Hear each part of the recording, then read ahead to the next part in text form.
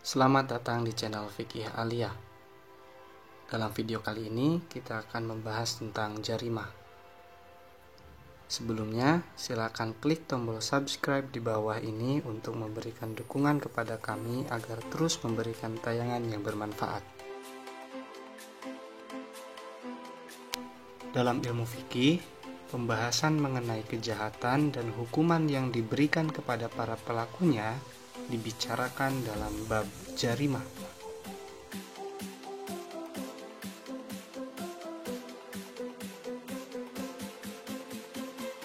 Jarimah kemudian terbagi menjadi dua. Ada yang dinamakan dengan jinayat, ada yang dinamakan dengan hudud.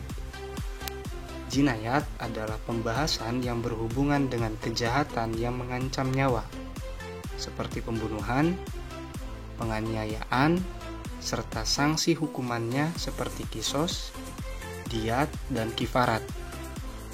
Sedangkan hudud adalah pembahasan yang berhubungan dengan kejahatan yang tidak mengancam nyawa, seperti zina, pencurian, perampokan, qadzaf atau pemberontakan, dan lain-lain. Dalam bahasa Indonesia, ada dua penulisan kata sanksi. Yang pertama, sanksi menggunakan G, yang kedua, sanksi menggunakan K. Untuk sanksi yang menggunakan huruf G, itu berarti ragu. Sedangkan sanksi yang menggunakan huruf K, itu berarti hukuman. Dalam pembahasan kali ini, kita akan menggunakan kata sanksi yang menggunakan huruf K, yang berarti hukuman. Dalam pembahasan jinayah, ada 5 hal yang akan dibahas. Pertama, tentang pembunuhan. Kedua, tentang penganiayaan. Ketiga, tentang kisos. Keempat, tentang diat. Dan kelima, tentang kifarat. Pembunuhan secara bahasa berarti menghilangkan nyawa seseorang. Sedangkan secara istilah, pembunuhan berarti perbuatan manusia yang mengakibatkan hilangnya nyawa seseorang, baik dengan sengaja ataupun tidak sengaja, baik dengan alat yang mematikan ataupun tidak. Dalam Quran surat Al-Isra ayat 33 disebutkan, wala taqtulun nafsal lati harramallahu illa bilhaq, dan janganlah kalian membunuh seseorang yang diharamkan oleh Allah untuk membunuhnya, kecuali dengan jalan kebenaran. Tapi maksud jalan kebenaran di sini bukan berarti ketika Anda melihat seseorang yang membunuh orang lain, Anda kemudian membunuh pembunuh tersebut. Ada mekanisme pengadilan yang kemudian dijadikan dasar hukum untuk mengeksekusi mati seorang pembunuh, dan itulah yang disebut dengan kata hak di sini. Pembunuhan dalam Islam dibagi menjadi 3. Yang pertama adalah pembunuhan sengaja atau qatlul amdi.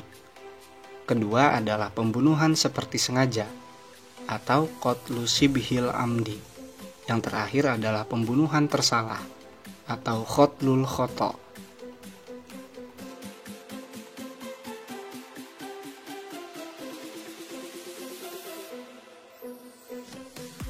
Qatlul amdi atau pembunuhan sengaja adalah pembunuhan yang telah direncanakan atau pembunuhnya mempunyai niat untuk membunuh dengan menggunakan alat yang lazim digunakan untuk membunuh.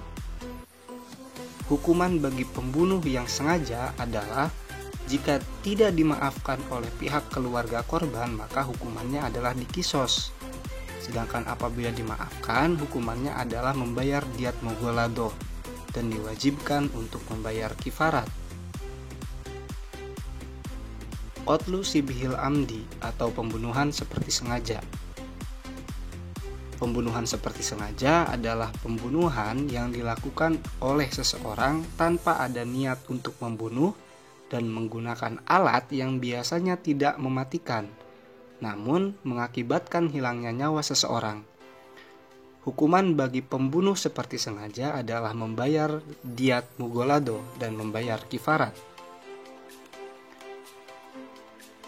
Sedangkan untuk qatlul khata' atau pembunuhan tersalah adalah pembunuhan yang dilakukan seseorang tanpa maksud melakukan kejahatan, tetapi mengakibatkan kematian seseorang atau karena kelalaian mengakibatkan kematian seseorang. Hukuman bagi orang yang membunuh secara tersalah adalah membayar diat mukhaffafah dan membayar kifarat. Sedangkan untuk pembunuhan secara berkelompok,